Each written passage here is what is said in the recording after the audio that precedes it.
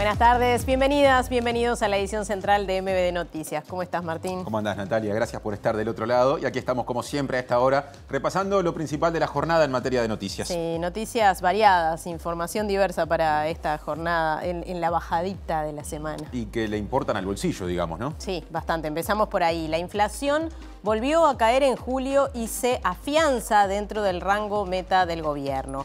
Los precios cayeron 0,40% en el mes y 4,79% en el acumulado de los últimos 12 meses, según los datos del Instituto Nacional de Estadística. Además, el dato interanual muestra el menor nivel de inflación desde noviembre de 2005. El dato de julio demuestra que en el séptimo mes del año incidió a la baja la caída de los precios de los alimentos, en particular de frutas y verduras.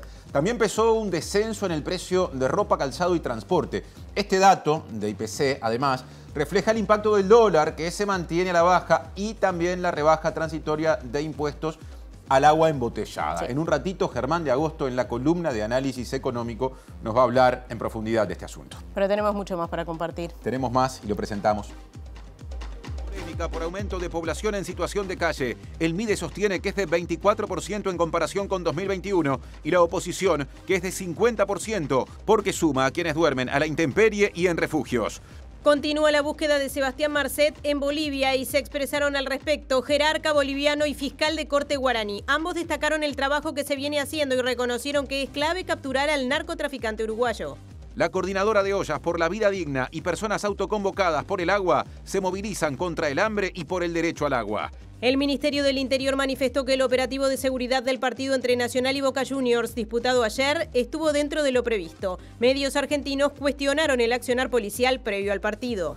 La Fiscalía Especializada en Crímenes de Lesa Humanidad ordenó la exhumación del cuerpo de un familiar de una mujer detenida desaparecida para ampliar la base de datos genética y comparar las muestras con los restos hallados en junio en el Batallón 14. 29 militares, policías y civiles están recluidos en diferentes centros penitenciarios por crímenes cometidos en la etapa del terrorismo de Estado, según un informe del Ministerio del Interior, tras un pedido del Observatorio Lucibarburu. La Confederación de Sindicatos Industriales se movilizará el 31 de agosto para reclamar una ley que reconozca una reducción de la semana laboral, llevándola a 40 horas. El expresidente estadounidense Donald Trump comparece ante una corte de Washington como acusado de conspiración para cambiar el resultado de las elecciones de 2020 y el asalto al Capitolio. Hubo operativos antidroga en 3 estados brasileños y han dejado desde el viernes 44 muertes, según balances de las autoridades. Las 7 de la tarde de pasaditas es una hora que se presta para ir escuchando las noticias de camino a casa, y para eso Uniradio 107.7 de FM en Montevideo y área metropolitana, radio de la Universidad de la República, que retransmite nuestras ediciones informativas, también a través de uniradio.edu.uy. Ahora, móvil de arranque con Natalia. Sí, Martín, porque tenemos a nuestro compañero Martín Duarte en el Parlamento, donde se analiza, se discute este proyecto de rendición de cuentas, y vamos a ver qué se dijo luego de la comparecencia del equipo económico. Martín, ¿estás por ahí? Martín, ¿cómo están? Buenas noches. Sí, acaba de terminar hace algunos minutos una extensa comparecencia de autoridades del Ministerio de Economía. Esta reunión con los legisladores en el marco de la rendición de cuentas comenzó sobre las 10 de la mañana y decíamos, apenas hace algunos minutos culminó. En breves instantes vamos a tener la conferencia que estará brindando por parte del oficialismo, el diputado representante, integrante también de la Comisión de Hacienda, Álvaro Rodríguez Hunter, y por parte de la oposición también va a haber una conferencia de prensa hablando de los lineamientos a propósito de lo que ha sido esta jornada. Si les parece, en un ratito volvemos por aquí. Bien, y tenemos a nuestro compañero Diego Martini en una movilización contra el hambre y por el agua en el centro de Montevideo. Diego. Así es, compañeros, muy buenas tardes para todas. Esta movilización Hay Hambre, Hay Sed, que arrancó a moverse desde 18 y Constituyente, caminando todo por acá por 18 de julio, finalizando acá en la explanada de la Universidad de la República, pidiendo por mayores recursos para las ollas y merenderos populares, principalmente por el agua, por agua de calidad, convocada por la Coordinadora Popular y Solidaria de Ollas Populares, que viene funcionando ya desde marzo de 2020, así que estaremos ampliando en unos minutos nomás. Hace poco se conocieron datos oficiales que dan cuenta de un aumento de la gente en situación de calle, de la población que vive de esa forma en nuestro país. La lectura política difiere según se recurra a oficialismo u oposición. Por ejemplo, no piensan igual la diputada frente amplista Micaela Melgar, que en el pasado se desempeñó en el MIDES, y el actual ministro de Desarrollo Social, Martín Lema. 600 cupos de atención 24 horas en salud mental y adicciones para personas en situación de calle. Llegaríamos a 245 cupos de respuesta diurna y llegaríamos a formar 2 centros 24 horas. El gobierno lo que ha hecho ahora ha sido reducir a cupos, a atención muy puntual y no a resolver.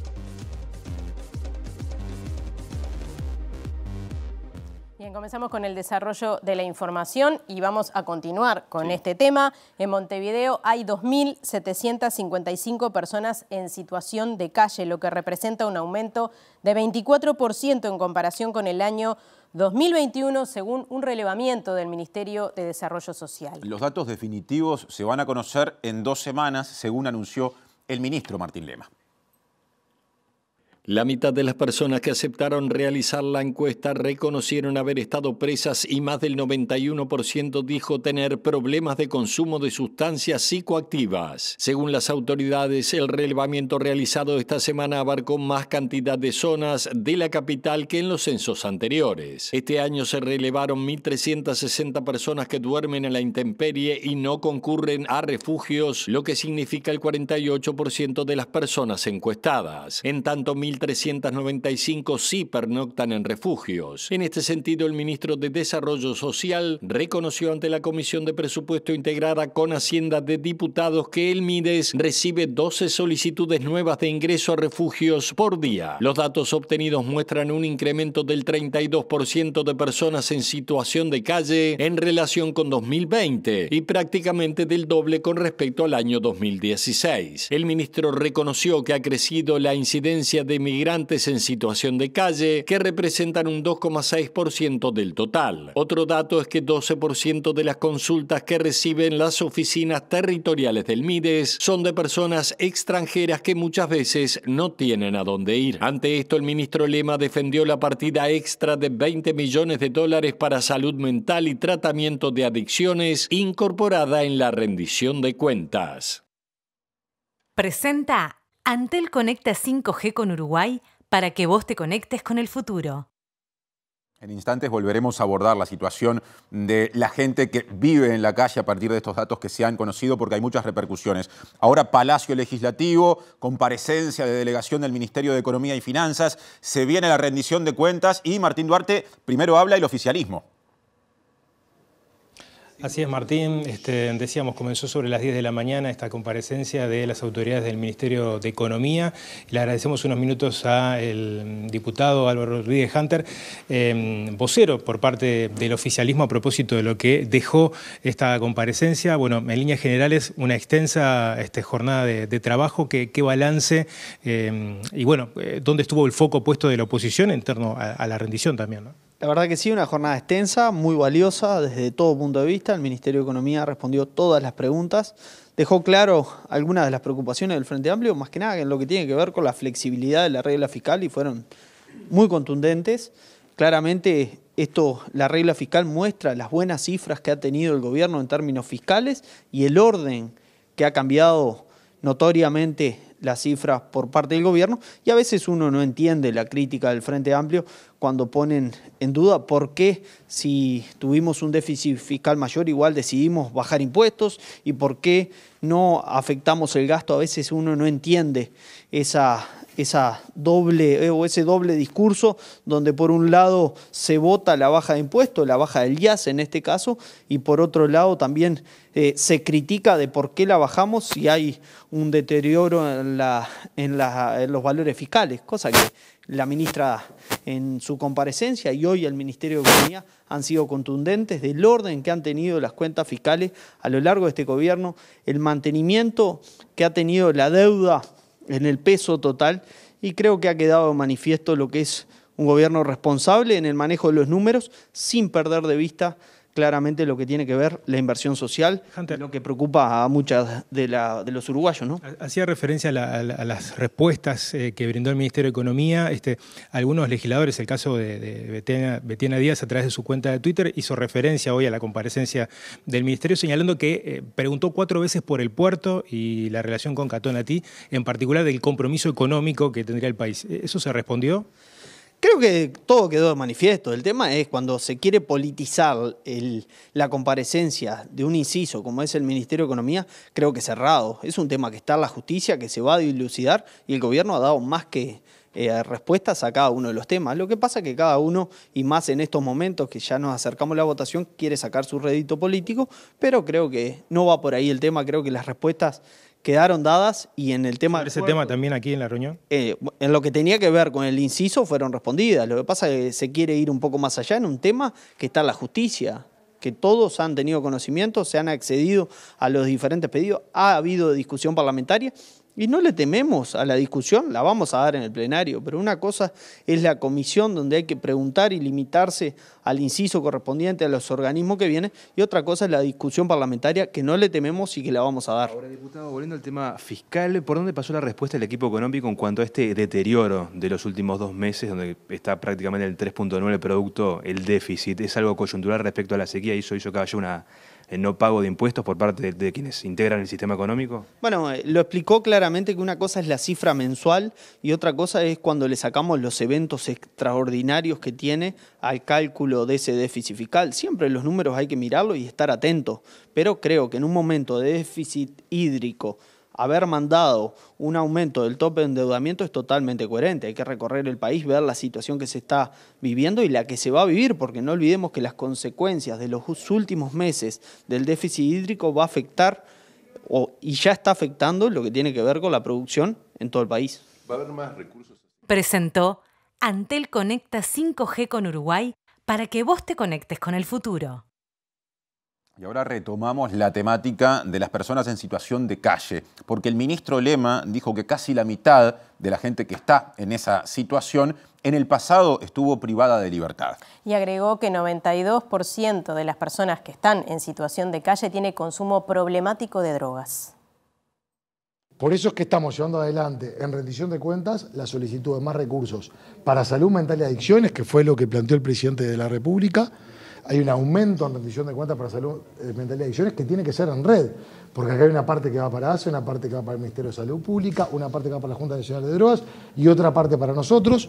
En lo que tiene que ver con nosotros nos permite incrementar, por ejemplo, llegaríamos a 600 cupos de atención 24 horas en salud mental y adicciones para personas en situación de calle, llegaríamos a 245 cupos de respuesta diurna y llegaríamos a formar 2 centros 24 horas que estén en forma permanente para atender lo inmediato, el problema inmediato que esté sucediendo en calle, para que donde podamos ahí superar las 1000 consultas mensuales. Pero hay otro tema, que es que a veces los equipos van 4, 5, 6, 7 veces y la persona se niega.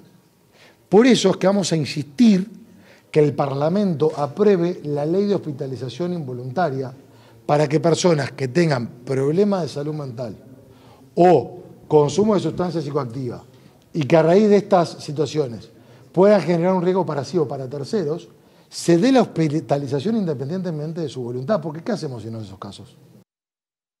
Y Juan Pablo Labat, quien fue director de evaluación y monitoreo del Ministerio de Desarrollo Social durante los gobiernos del Frente Amplio, dijo que la población que vive a la intemperie en Montevideo no aumentó 24%, sino 50%. Dijo que esto se debe a que hubo políticas de ajuste promovidas por el actual gobierno y también cuestionó la forma de presentar los datos de las autoridades del MIDES del momento. Hay un aumento de casi el 50% de la gente que está viviendo a la intemperie, ¿no? Que es lo que vemos todos los días, ¿no?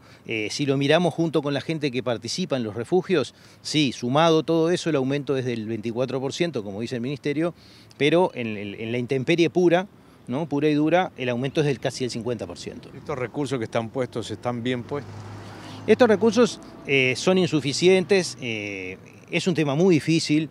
No se arregla solamente con cupos, ¿verdad? Y lo que le hemos dicho muchas veces al ministro y al ministerio es que es muy difícil que en un proceso de ajuste fiscal generalizado, de caída del salario, de empobrecimiento general, se generen condiciones para mejorar este problema, que no deja de ser una forma de pobreza múltiple, ¿no? que está acumulada. Labat no comparte la idea impulsada por el ministro Lema de modificar la ley de internación compulsiva del año 2011 para frenar el proceso de aumento de la población en calle. Entiende que es un problema estructural que requiere otras respuestas. Hoy se está hablando de atacar los síntomas cuando se pretende trabajar sobre problemas de consumo problemático y egresos de cárcel. Hay que hacerse otra pregunta primero, que es ¿por qué la gente entra en problemas de consumo problemático y por qué la gente entra en la cárcel? Capaz que las raíces están bastante más atrás todavía y si buscamos soluciones por un camino equivocado es difícil que las encontremos. Y habló de este tema que recién mencionaba Juan Pablo Labat, la diputada, también frente amplista Micaela Melgar, que dijo que el aumento de la cantidad de personas en situación de calle demuestra el fracaso de las políticas impulsadas por el actual gobierno. Y entiende que el gobierno redujo la respuesta al asistencialismo que le criticaba a las gestiones del Frente Amplio y que debe garantizar el derecho a la vivienda y al empleo. Estamos hablando de que de un año a otro aumenta el 50% de gente pernoctando en la intemperie, que es la peor situación. Aparte, aumentó las personas, igual el 50% de personas pernoctando en centros de atención. Esto lo que significa es que los cambios que se hicieron, la modificación de la ley de faltas, la compulsividad, o sea, ir a buscar a las personas con la policía, el aumento sin sentido exponencial de cupos, de centros de atención, la reducción de la asistencia técnica, o sea, el aumento del asistencialismo, todas esas propuestas, ese cambio de paradigma que propuso el gobierno, no tiene resultados. Yo creo que sí, porque el gobierno lo que ha hecho ahora ha sido reducir a cupos, a atención muy puntual y no a resolver tanto las causas que tienen que ver con los ingresos de las personas, con el trabajo, con generar un mejor sistema de bienestar en el Uruguay. Y también creo que las causas mismas identificadas, bien diagnosticadas, que tienen que ver con la privación de libertad, hoy son un gran problema en el Uruguay. Comparto con Lema que hay que hacer una política de shock, de alguna forma, que tendrá que ver con pensar alguna política habitacional grande. Hay que discutirla con los técnicos, hay que pensar, pero hay que hacer una política que haga un corte y bueno, y pensar desde allí en adelante, yo creo que políticas de egreso del sistema penitenciario, políticas de contención. Movilización de grupos autoconvocados en defensa del agua y de integrantes de ollas populares. Ya le damos paso a Diego Martini, que lo está viendo bien de cerca. Adelante, Diego. Así es, compañeros, volvemos acá a la avenida 18 de julio, frente a la explanada de la Universidad de la República, donde se está desarrollando esta movilización. Hay hambre, hay sed. En estos momentos está cantando Papina de Palma como parte de cierre de esta manifestación. Pero estamos con Esteban Corrales, integrante de la coordinadora de las ollas populares y solidarias. Esteban, gracias por estar con nosotros. Y bueno, ¿por qué una nueva movilización por este tema? Porque desde hace 3 años las ollas populares seguimos dando la cara a las consecuencias de un modelo injusto y que en los últimos tiempos se ha visto agravado sus consecuencias con el problema de la crisis hídrica, que afectó de manera particular y grave a los merenderos, sobre todo, que, como se sabe, preparan la leche que consumen miles de niños y niñas en este país con el agua que en definitiva no se sabe qué calidad tiene. A nosotros nunca se nos tuvo en cuenta. Jamás a ninguna autoridad se le ocurrió pensar que miles de personas se alimentan en ollas populares y en merenderos. Eso nos pareció una situación tremenda, injusta y que había que denunciar, y por eso convocamos convocamos a esta movilización, vino gente de todos los barrios, de todos los lugares de Montevideo, junto con los autoconvocados del agua que han venido movilizándose todos estos meses, para decir alto y fuerte que el agua, la comida son derechos, y los derechos no se negocian, los derechos hay que defenderlos, y por eso estamos en la calle. Iván, ¿cómo hicieron con el agua? Bueno, cuando la situación estuvo particularmente grave, la Junta Departamental otorgó un apoyo que no cubría el 100% de las necesidades, pero era un apoyo al fin, pero por lo menos se actuó con cierta lógica razonable al respecto. Por eso elegimos el Ministerio de Desarrollo Social. No hubo la menor preocupación sobre lo que ocurría en los territorios con respecto al tema del agua. Y bueno, eso a nosotros nos parece grave. ¿Siguen con un gran número de personas que siguen siendo las ollas? Miles. Las iniciativas, para decirte ese dato, la Junta Departamental mapeó que había 220 merenderos que necesitaban ayuda por agua, solamente en la zona de Montevideo. Si eso le sumamos lo que son exclusivamente ollas populares, estamos en alrededor de 300 iniciativas en Montevideo que al día de hoy siguen dando de comer a su vecina, porque no lo pueden tener en su casa. Hay estudios que han salido recientemente de la Universidad de la República sobre el problema que es la inseguridad alimentaria, sobre todo en barrios periféricos como Bella Italia, Villa Española, Casaballe, Marconi, lugares donde el hambre se hace sentir de verdad y afecta el aprendizaje, afecta la convivencia. En esos lugares las ollas populares seguimos remándola, sin apoyo del Estado, con el apoyo y solidaridad de los vecinos del Movimiento Popular, pero seguimos adelante y lo vamos a seguir haciendo. Gracias, Esteban. Gracias a ustedes y ojalá el pueblo uruguayo tome conciencia de que los derechos se defienden y se defienden en la calle y haciéndonos cargo de las cosas que hacemos. Es decir, la solidaridad no tiene que ser una palabra vacía, tiene que ser un acto de razonamiento sobre los problemas que tenemos como sociedad. Bien, compañeros, desde acá, desde el 18 de julio, frente a la explanada de la Universidad de la República, volvemos a estudios cuando quieran. Del cordón a la aguada, ahora porque hay más repercusiones de la presencia de la delegación del Ministerio de Economía y Finanzas en la comisión que estudia el proyecto de ley de rendición de cuentas. Adelante, Martín.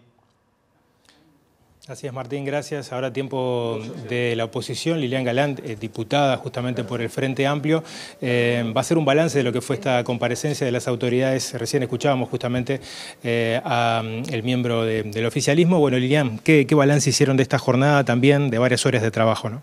Sí, varias horas de trabajo que corresponden a 9 horas y media de estar haciendo preguntas al Ministerio de Economía y Finanzas que tienen que responder sobre varios incisos y en realidad el balance es muy negativo, nos vamos con muchas más dudas de las que tenemos. Le hemos preguntado por lo que es el fideicomiso para viviendas, que el otro día el Ministerio de Viviendas no nos supo dar los números exactos y hoy tampoco nos dieron los números exactos y estamos hablando de asentamientos, no estamos hablando de cosas que no son importantes para la población, además en una rendición de cuentas que es la última del periodo y por 3 años no va a haber rendición de cuenta. Con respecto a ciencia y tecnología hay una partida de 400 millones de pesos que no sabemos en qué se ejecutó, no sabemos si esa plata está, si esa plata fue ejecutada.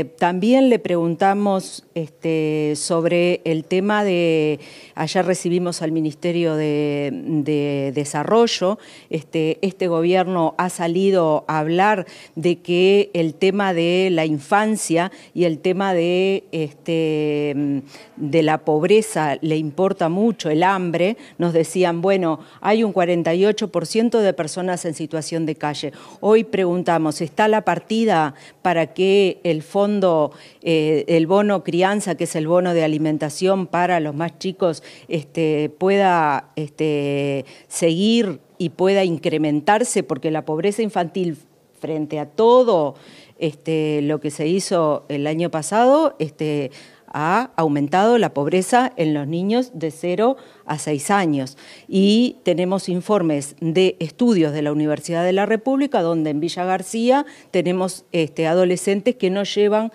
a cumplir lo que es las necesidades básicas en alimentación.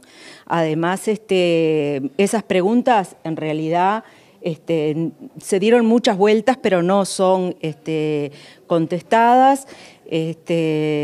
También tenemos dudas con respecto a lo que han sido, por ejemplo, la atención a salud mental, cómo se va a llevar adelante lo que son las partidas para aquellos que son medicamentos antidepresivos. Dice que se está negociando con las mutualistas. Y por otro lado, algo que nos parece muy gráfico es lo que está pasando en la situación de aduanas. Los escáneres están viniendo, están llegando tarde.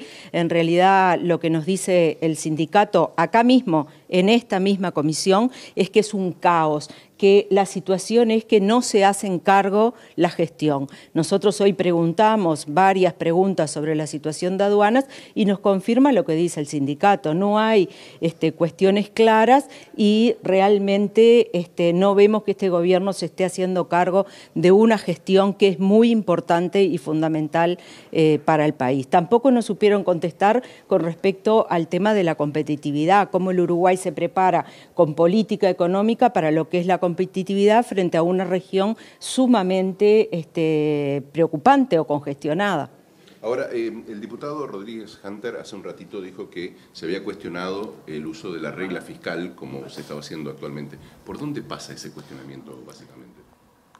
En realidad no es que se haya cuestionado el uso de la regla fiscal. Nosotros lo que estamos diciendo es que esta regla fiscal que se definió en la ley de urgente consideración y que se defendió tanto por parte del gobierno, ahora cuando vamos a ver, el gobierno ha abandonado muchos de esos pilares de la deuda fiscal, ha aumentado el endeudamiento, el endeudamiento ha crecido, pero además de eso lo que nosotros escuchábamos pedimos entonces a la diputada Lilian Galán del Frente Amplio, luego de recibir al equipo económico por este proyecto de rendición de cuentas, y vamos a hablar del caso Marcet. Otro de los grandes temas de esta semana. Exacto. La policía de Bolivia asegura tener cercado a Sebastián Marcet, que en las últimas horas dijo que pudo escaparse del operativo del domingo pasado porque un director de la Fuerza Especial de Lucha contra el Narcotráfico boliviano le avisó que lo estaban buscando. Sin embargo, habló el comandante general de esa fuerza boliviana, de ese cuerpo especial,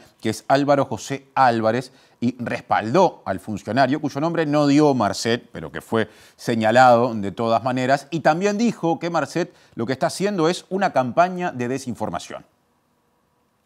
En conferencia de prensa, Álvarez informó que respalda el trabajo del director nacional de la Fuerza Especial de Lucha contra el Narcotráfico, Ismael Vilca, aludido por el capo narco uruguayo como quien le permitió evitar la captura. No nos dejemos sorprender con este criminal que quiere implementar procesos sistemáticos de concusiones, amenazas y miedo usando operaciones de desinformación, afirmó el jerarca, que en determinado momento le habló directamente al prófugo. Sebastián Marcet, sus mensajes no afectarán nuestro trabajo. Lo vamos a encontrar y lo vamos a detener. Estamos detrás suyo y de toda su organización. La única forma de parar nuestro accionar es que usted se entregue. Álvarez estimó que la policía boliviana ha incautado bienes, dinero y sustancias por valor de 8,8 millones de dólares, afectando también la capacidad de acceso a recursos con la intervención de las cuentas bancarias a nombre de Marcet y de los demás detenidos en la operación. Este miércoles se supo que 10 de las 12 personas detenidas fueron enviadas a prisión por 180 días por integrar una organización criminal, al tiempo que la policía identificó la presencia en Santa Cruz de Diego Nicolás, el hermano de Marcet, que también es buscado como integrante del cártel. Un ministro boliviano y el fiscal de corte paraguayo en las últimas horas también hablaron del caso. Sí, reconocieron que es clave capturar al narcotraficante uruguayo. El caso a ultranza tiene connotaciones diversas. Hay varios procesos independientes o dependientes del caso principal. Así es que, ¿cómo no?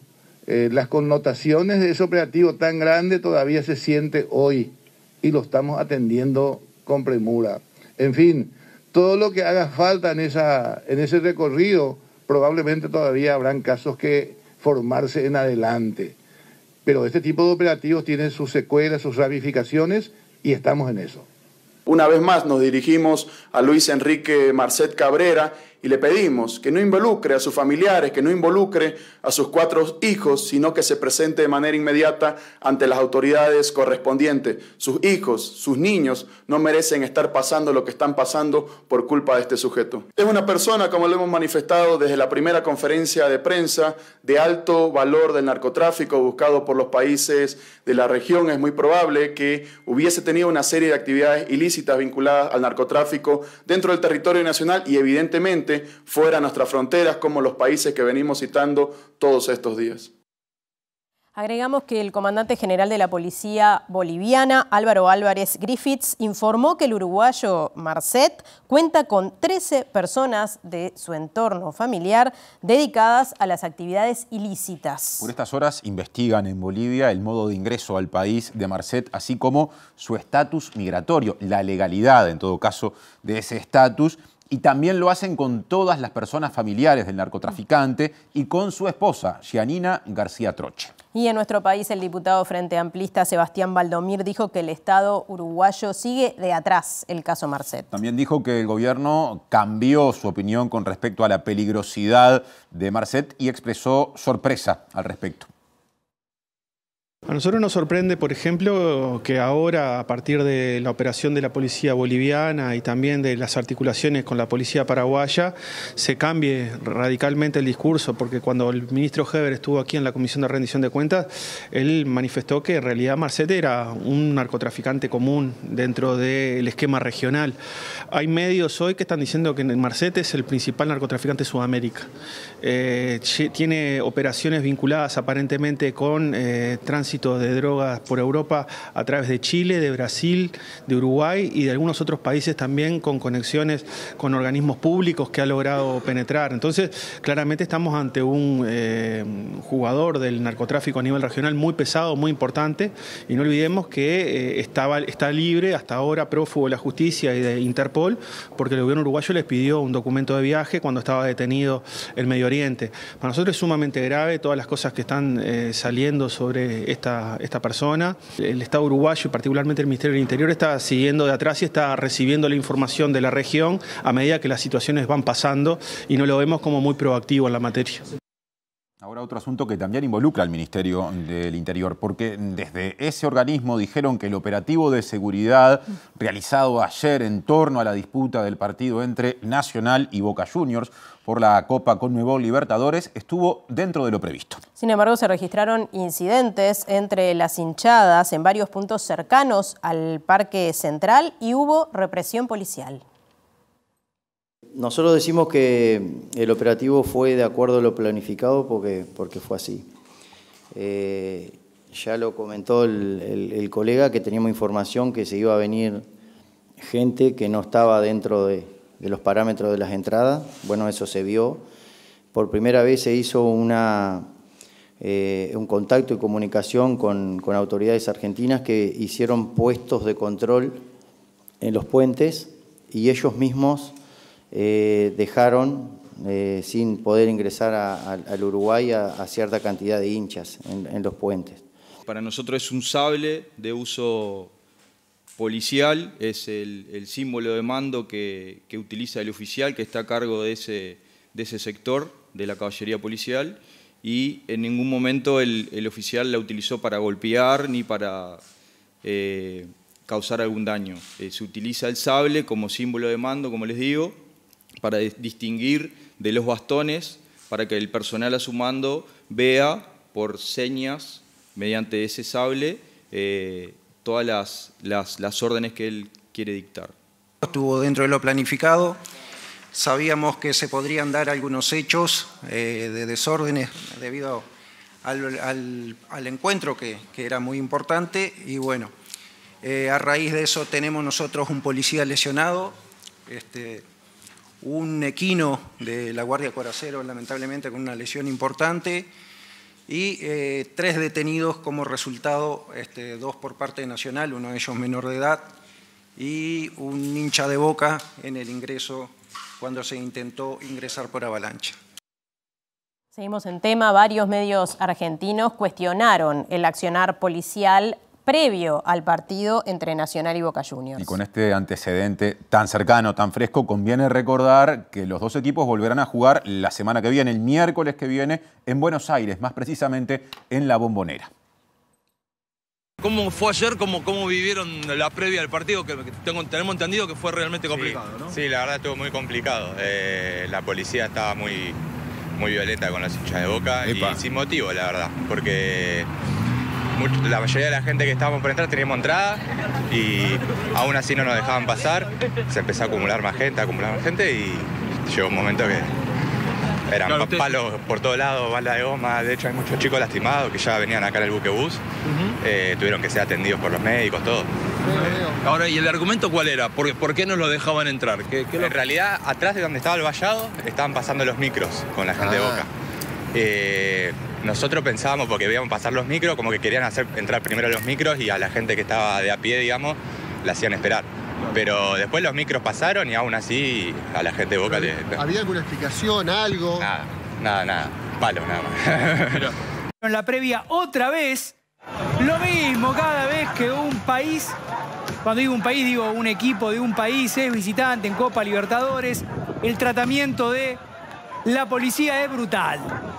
Es cierto que había hinchas que no tenían su entrada, tan cierto como que nada justifica que ante cada paso un palazo o una bala de goma. Mujeres, niños, no importa quién, simplemente por estar en ese cuello de botella que hacía que ingresaran de a poco. Gases lacrimógenos. Además, a mansalva. Pero repito, la verdad que es moneda corriente. Yo les puedo asegurar, por eso cuando lo veo... Pero es un espectáculo, ¿no? Esto. No es un espectáculo deportivo, no entiendo. Ahora, ¿por qué se amontona la gente de esta forma? También está mal organizado el operativo. Primero porque está mal hecho... ¿Cómo termina tanta gente agolpada? Efectivamente, están mal hechos los anillos concéntricos que hacen que a metros del acceso al Gran Parque Central se acumulen detrás de una valla por una calle corriente miles de hinchas. Ahora cambiamos de tema porque el presidente del PIT-CNT, Marcelo Abdala, defendió la convocatoria a un paro general parcial, recordemos, previsto para el próximo 17 de agosto y dijo no entender la sorpresa que como reacción se ha expresado desde el gobierno. Cuestionó los lineamientos de la 10ª ronda de consejos de salarios porque, a su entender, no pondera a los sueldos sumergidos. No hay ningún criterio del Poder Ejecutivo para ponderar los salarios sumergidos que... Hay lamentablemente 100.000 trabajadores más que ganan menos de 25.000 pesos. ¿Y quién llega a fin de mes con 25.000 pesos? En segundo lugar, que está bueno lo de la recuperación del salario real, ha sido una bandera del movimiento obrero. Pero también hay que anotar que lo que perdimos en el medio, el trabajador no lo recupera nunca más. Y en tercer lugar, y esto es muy importante, ahora estamos teniendo algunas dificultades, digamos, pero el Producto Bruto Interno del país, la riqueza nacional, creció por lo menos un 3.8% por arriba de lo que era en el 2019. Si además de la recuperación, la masa salarial, y esto es trabajo y salario, por lo cual convocamos esta movilización, además de la recuperación, no crece por encima, se deteriora la participación de los trabajadores en la riqueza nacional y esto es lo que nosotros efectivamente hemos denunciado de que viene funcionando un modelo de la desigualdad. Sobre la reforma previsional, Abdala dijo que es nefasta porque agranda la vida laboral cobrando menos. Para nosotros es una reforma absolutamente nefasta porque, entre otras cosas, se hace argumentando dificultades financieras en el Banco de Previsión Social. Cuando tú, yo, cualquier trabajador aportamos un 15% al Banco de Previsión Social y el empleador aporta la mitad, el 7,5%. La Organización Internacional del Trabajo recomienda que el capital pague más que el trabajador o, si no es así, por lo menos que paguemos a partes iguales.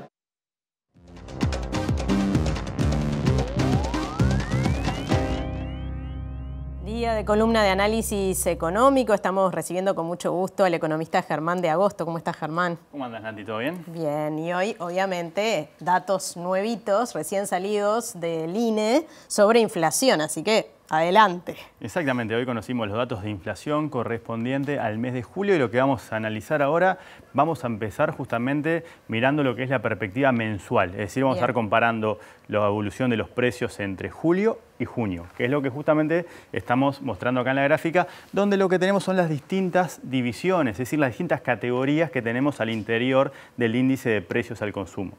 En términos generales, la inflación, que es lo que vemos marcado en verde, fue menos 0,4, es decir, una variación negativa del índice de precios al consumo, una suerte de deflación. Ahí que está. justamente Bajó la inflación con respecto al mes pasado. Con respecto al mes pasado, ¿cuánto bajó? Bajó menos 0,4. Para ser precisos, menos 0,36, pero acá lo aproximamos. ¿sí? Acá tenemos naturalmente rubros que aumentaron, que son los que están más arriba, en particular el mayor aumento lo tuvo la salud, y también rubros que justamente explican esa caída de los precios. Y acá el que nos importa, que vamos a hacer el doble clic, nos importa porque es el que pesa más dentro de la canasta, que es alimentos y bebidas no alcohólicas, y nos importa también porque es el que es más sensible desde el punto de vista de cuando miramos el gasto en función del ingreso de los hogares. O sea que esta es la división, alimentos y bebidas no alcohólicas, que más o menos representa un cuarto del gasto que tenemos los hogares uruguayos justamente en esta canasta de consumo. Y acá tenemos una caída de 1,3% mensual. ¿sí? Decís que pesa más porque, como has explicado otras veces, todos consumimos alimentos y bebidas. Tal cual, lo que hace el INE es saca una foto de lo que es el porcentaje de gasto que destinamos a los distintos rubros que justamente componen el IPC, y eso es el ponderador que se le da después, es el peso que tiene esa categoría. Perfecto. Y naturalmente la que tiene mayor peso es un peso del 26%, o sea, el 26% de lo que destinamos al gasto en consumo lo destinamos a esa categoría, es justamente la que cae y la que explica por qué justamente tenemos una nueva caída mensual de la inflación. ¿sí? Ropa y calzado también cae, pero tiene un peso mucho menor. Así que lo más importante en general es transporte, vivienda y alimentos. Son como las tres categorías que tienen mayor ponderación dentro de la canasta. Es decir, esta caída es justamente lo que nos explica lo que pasa con la inflación general. Y ahora vamos a la siguiente placa y lo que vamos a analizar es, dado que esta categoría es la que nos importa, de vuelta también la marcamos como en verde para que se note que es la general, y lo que está en blanco son cosas que pertenecen o que están al interior de su universo, y acá también tenemos una caída en el precio de carnes y los derivados de la carne. ¿sí? Distintos cortes de carne han tenido caídas pronunciadas en la comparación mensual. Las frutas, naturalmente, es parte de lo que habíamos anunciado antes, porque es parte de la reversión que justamente es esperable después del salto que tuvimos. Lo mismo pasa con las verduras. ¿sí? Fíjate que la caída de las verduras mensual es altísima. Tenemos bebidas también, donde cabe destacar justamente la incidencia que tuvo la rebaja de los impuestos asociados al agua embotellada. En particular, cuando miramos la categoría agua, ¿sí? tenemos una caída del precio del 24%, y como agua pertenece a esa otra categoría más general de bebidas, ahí estamos justamente apreciando la retracción de las bebidas. Esto es transitorio. Esto es transitorio, naturalmente. Esto se va a dar vuelta porque justamente refleja ese fenómeno anormal que tuvimos de una rebaja impositiva sobre el agua embotellada. ¿sí?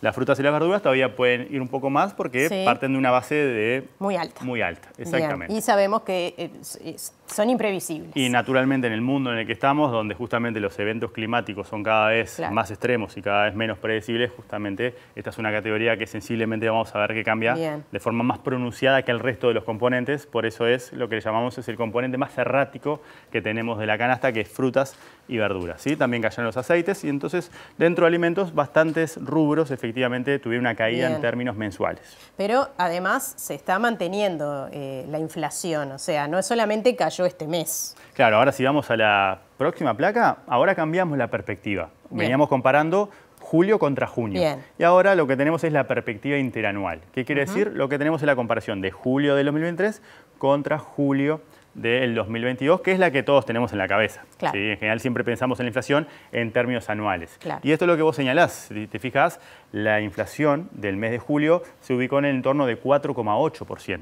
Es decir, es el valor más bajo que tenemos desde noviembre del año 2005 y de hecho está incluso dentro, por menos de la mitad de lo que es el rango meta, o de alguna manera está en línea con el centro del rango meta. ¿sí? Ya el mes anterior ya había entrado, ¿sí? y ahora se profundiza justamente ese ingreso, que también de alguna manera estaba recogido por los modelos de proyección, porque también refleja base de comparaciones que son altas. Como estamos comparando, venimos comparando de meses de inflación alta, y eso hace que en la comparación, ¿sí? nos quede más bajo, porque la base de comparación del año pasado, el año pasado tuvimos registros de 9,9%, entonces ahora era esperable que la inflación ingrese adentro del rango meta, y ahora Depende a quién le preguntemos, como hemos hecho varias veces, si le preguntamos a los empresarios, naturalmente visualiza que esto es transitorio y que la inflación se va a mantener en torno del 8%.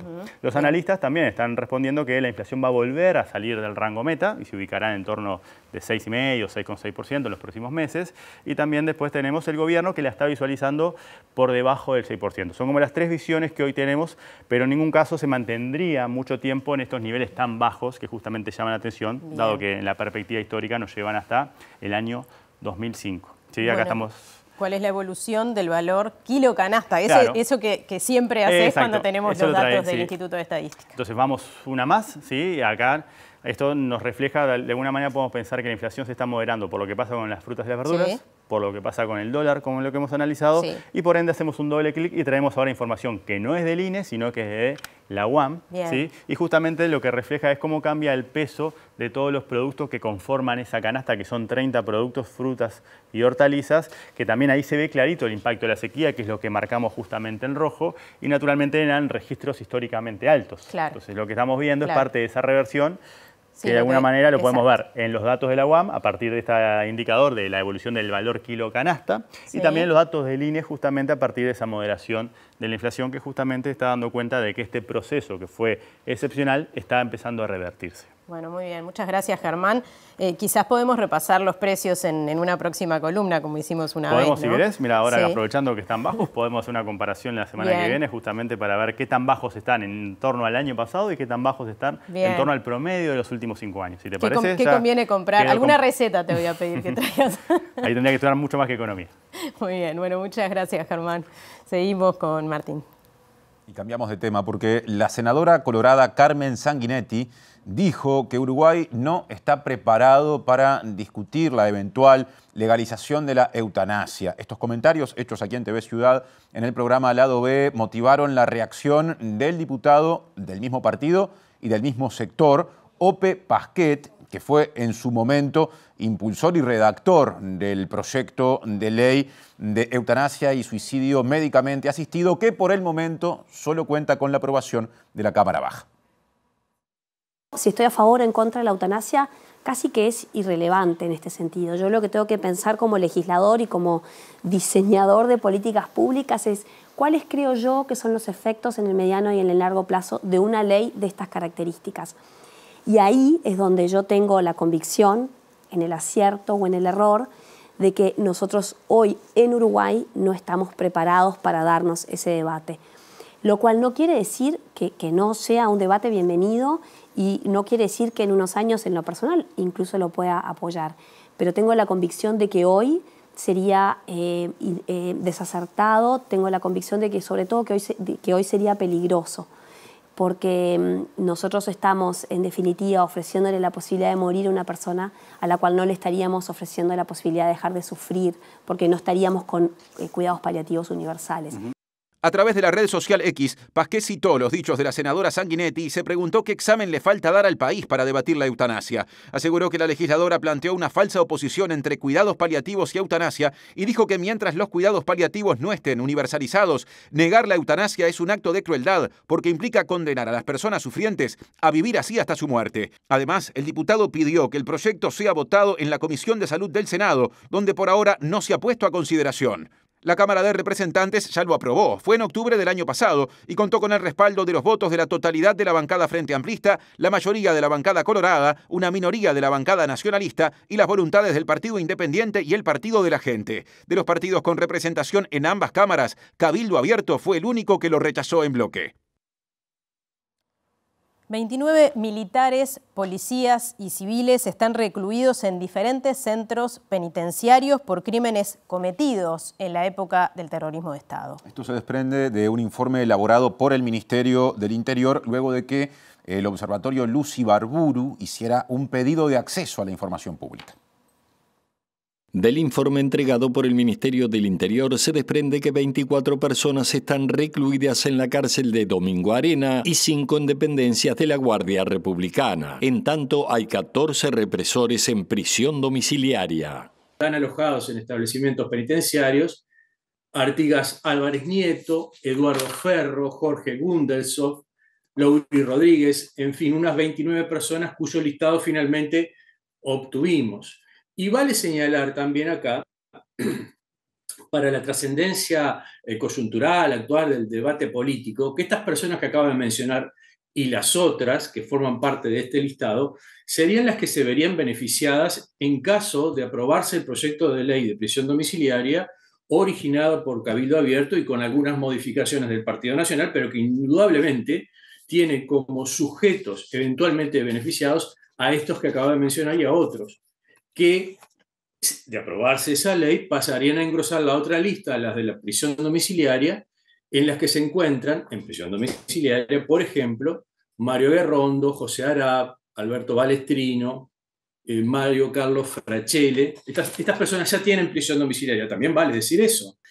E inevitablemente tenemos que acudir al instrumento del pedido de acceso a la información pública porque las víctimas no tienen otro instrumento. Y acá hago un reclamo al legislador. Hay un vacío legal en ese sentido.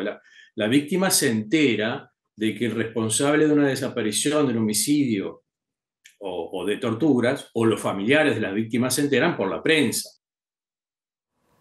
Otro asunto vinculado al pasado reciente. La Fiscalía Especializada en Crímenes de Lesa Humanidad ordenó la exhumación del cuerpo de un familiar de una mujer detenida, desaparecida, que permanece desaparecida, para ampliar la base de datos genética y comparar las muestras con los restos hallados en junio en el Batallón 14 de Toledo. Además, envió un exhorto a Chile para acceder a sus muestras de sangre y tener un panorama más claro sobre la información genética que existe o que falta de cada persona detenida desaparecida.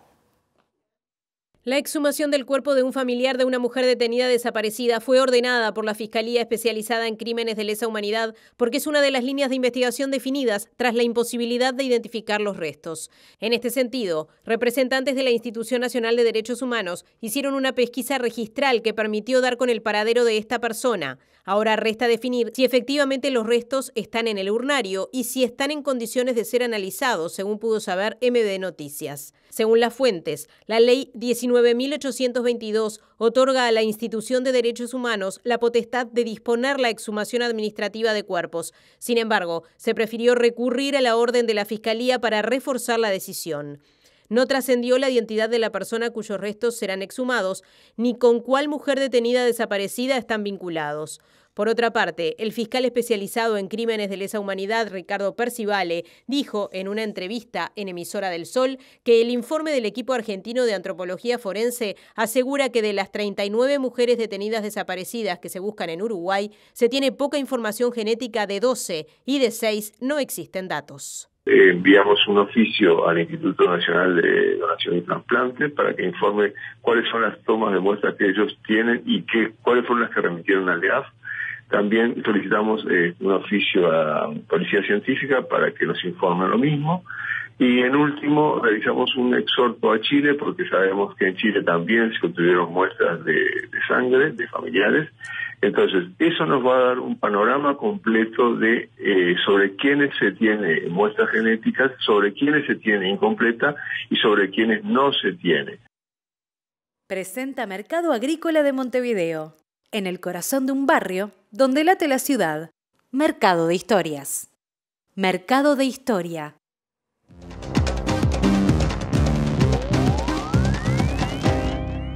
¿Qué tal? Buenas noches. Abrimos nuestro capítulo internacional de hoy con la comparecencia del expresidente Donald Trump ante un juzgado en Washington, D.C., precisamente a donde debió comparecer acusado de conspirar contra los resultados electorales del 2020 y también por el asalto al Capitolio. Son 3 las causas que tiene pendiente Trump con la justicia de los Estados Unidos, una por una relación extramatrimonial, otra por los famosos archivos que guardaba, documentos que no debía tener en su residencia ni en su poder, que avalan justamente temas que están vinculados a la seguridad de Estados Unidos y este caso. Los seguidores de Trump y particularmente su círculo más cercano ha acusado al Partido Demócrata y al presidente Joe Biden de intentar evitar que se presente a la carrera electoral del 2024, porque recordemos además que Donald Trump tiene preferencias mayoritarias entre los republicanos. El exmandatario llegó a Washington, D.C. para responder ante un tribunal federal por primera vez en un caso que lo acusa de haber orquestado el intento de bloquear la transferencia pacífica del poder presidencial al ganador de los comicios, el actual mandatario Joe Biden. Trump ha rechazado los 4 cargos presentados en su contra hace 2 días por el fiscal especial del Departamento de Justicia de Estados Unidos, Jack Smith, que incluyen conspiración para el fraude, manipulación de testigos, conspiración para obstruir un procedimiento oficial y conspiración contra los derechos de los ciudadanos. Además de atribuirle los supuestos intentos de anular los resultados de las presidenciales del 2020, la acusación insiste en el papel del exmandatario en los disturbios ocurridos en Washington el 6 de enero del 2021 y el asalto al Capitolio de sus partidarios. El exmandatario abandonó la corte bajo condiciones que incluyen no tener contacto con ninguno de los testigos en el marco del caso sin presencia de los abogados, y tras la declaración de su inocencia, su equipo legal ha calificado el último proceso en su contra como un ataque a su derecho a la libertad de expresión y acusa a la administración Biden de querer impedir su carrera electoral hacia los comicios del 2024. Son 44 hasta el momento los muertos en distintos enfrentamientos que se han dado entre la policía brasileña y grupos criminales en distintas ciudades de Brasil. Todo esto comenzó el pasado viernes en Guarujá, en el estado de Sao Paulo, donde un operativo policial en una de las favelas más importantes de esa ciudad dejó precisamente unos 13 muertos. Pero esto no solamente ha quedado aquí. Después hubo otro episodio en el estado de Bahía con 19 muertos y el último, el más reciente en Río de Janeiro, contra el Comando Vermelho, que ha dejado justamente 10 muertos. Sin embargo, hay preocupación por los excesos policiales que no son nuevos en la policía brasileña y también el ataque que se hace sobre personas que no tienen nada que ver con el asunto. Una acción de las fuerzas de seguridad en Río de Janeiro dejó 10 muertos en el complejo da Penha, un conjunto de favelas en el norte de la ciudad, operativo que tuvo como objetivo localizar y detener a integrantes del Comando Vermelho, uno de los grupos criminales más poderosos de la región, cuyos líderes se reunirían durante este miércoles para planificar la invasión de otras favelas controladas por bandas rivales, según informaciones de inteligencia que guiaron la acción policial.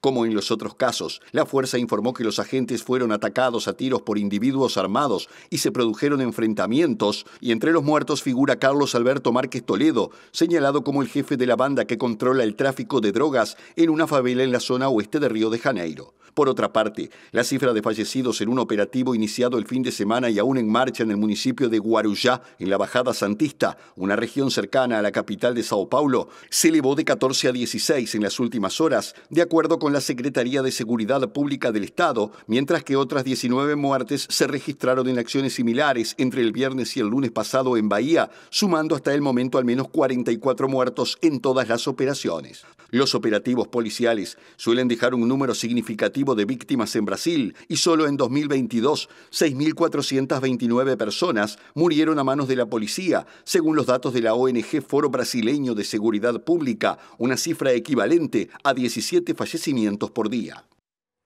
Bernardo Arévalo, el candidato guatemalteco nacido en Montevideo, encabeza por amplia mayoría las preferencias en Guatemala de cara al balotaje del 20 de agosto que deberá disputar con la socialdemócrata Sandra Torres. De todas maneras, hay un número elevado de gente que se va a abstener de votar a ninguno de los dos candidatos, pero hay preocupación no solamente por la situación que se ha generado en lo previo con los cuestionamientos que la Fiscalía ha planteado al movimiento Semilla que lidera Bernardo Arévalo, quien ha denunciado que el establishment guatemalteco va a hacer todo lo posible para que no llegue al poder.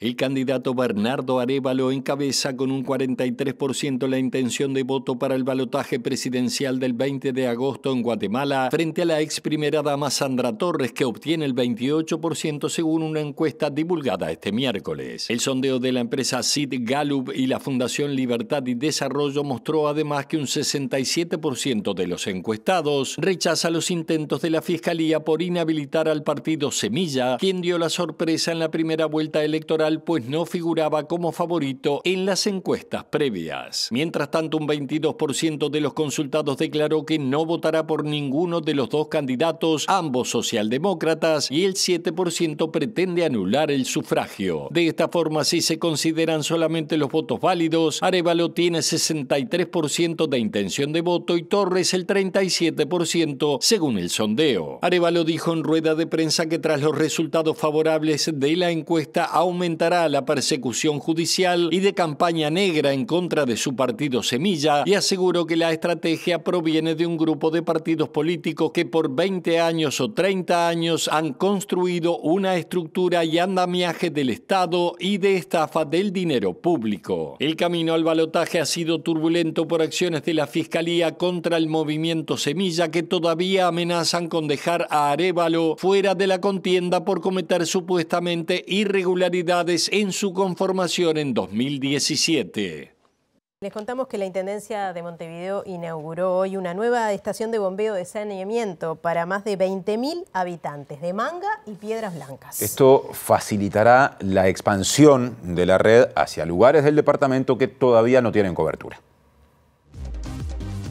Estación de saneamiento de bombeo, una estación de bombeo nueva, muy potente, con mucha tecnología, muy necesaria, porque sin una capacidad de bombeo como el que tiene esta estación, que es toda una instalación de ingeniería, no podíamos seguir con el saneamiento hacia otros barrios del oeste. Una vez en funcionamiento, esta estación recibirá los efluentes de las cuencas de saneamiento de Manga y Piedras Blancas y bombeará hacia el sistema ya existente. Luego, cuando el plan de saneamiento urbano de Montevideo siga avanzando, recibirá aguas residuales de Bola de Nieve, Instrucciones y Nuevo Capra. Montevideo es la ciudad más saneada de América Latina. ¿Por qué? Porque venimos haciendo desde hace 30 años plan tras otro para ir avanzando en la red de saneamiento. Nos queda el porcentaje final, nos quedará un 3% de Montevideo por sanear, pero como siempre en los proyectos de largo alcance, los porcentajes finales son los más difíciles, porque son los que están más alejados.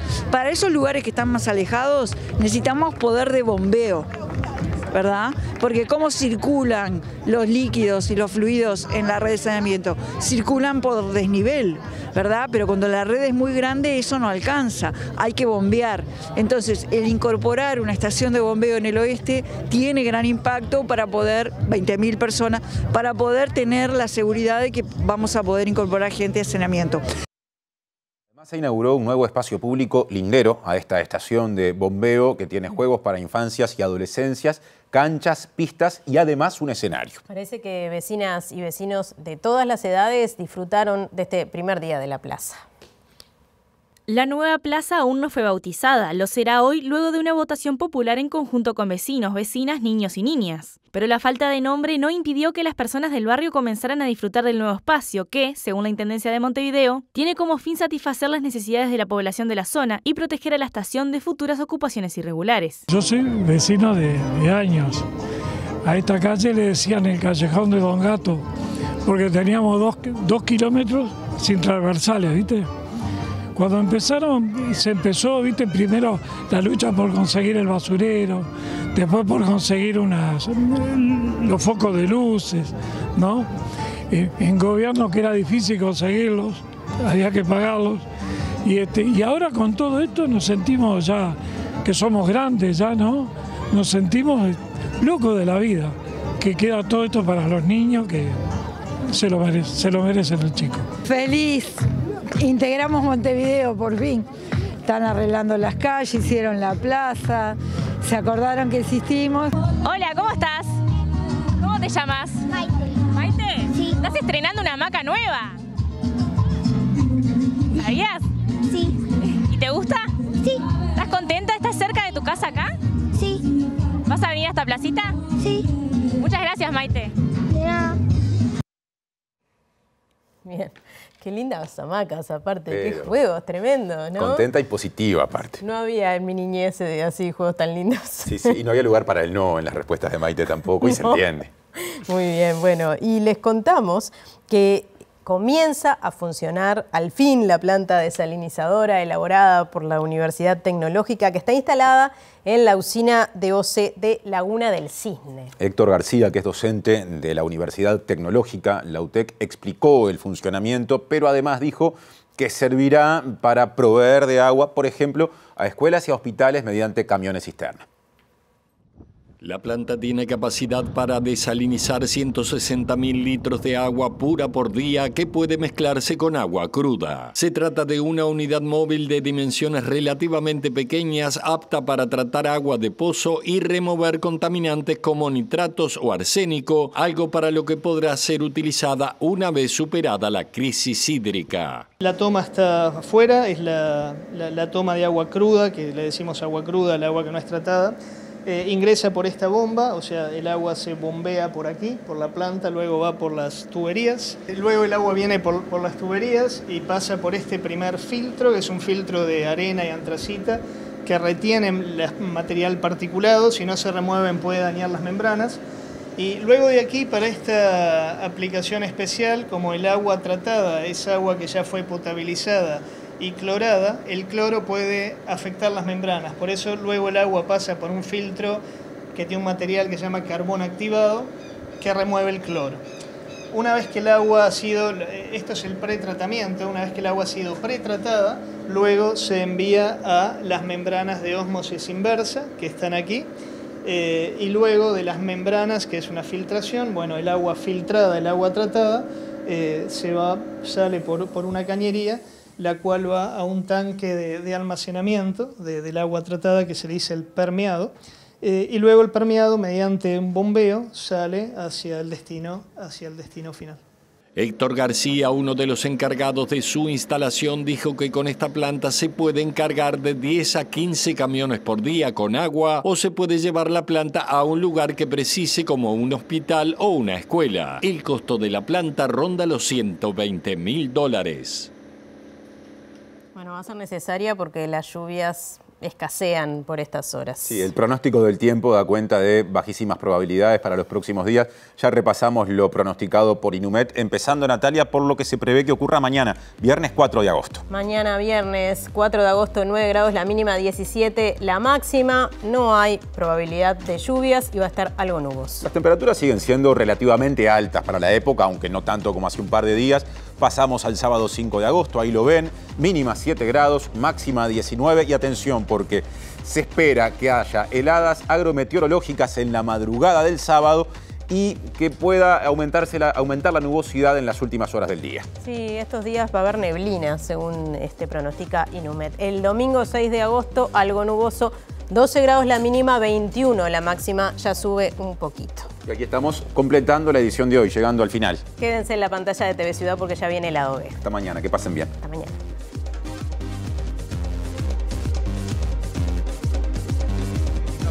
De población en situación de calle. El MIDE sostiene que es de 24% en comparación con 2021 y la oposición que es de 50% porque suma a quienes duermen a la intemperie y en refugios.